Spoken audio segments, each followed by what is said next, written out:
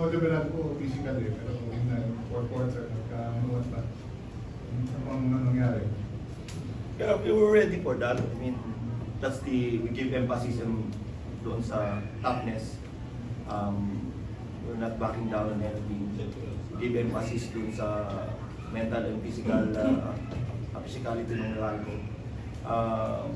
We're palagi naman ganyan. It's a defensive battle.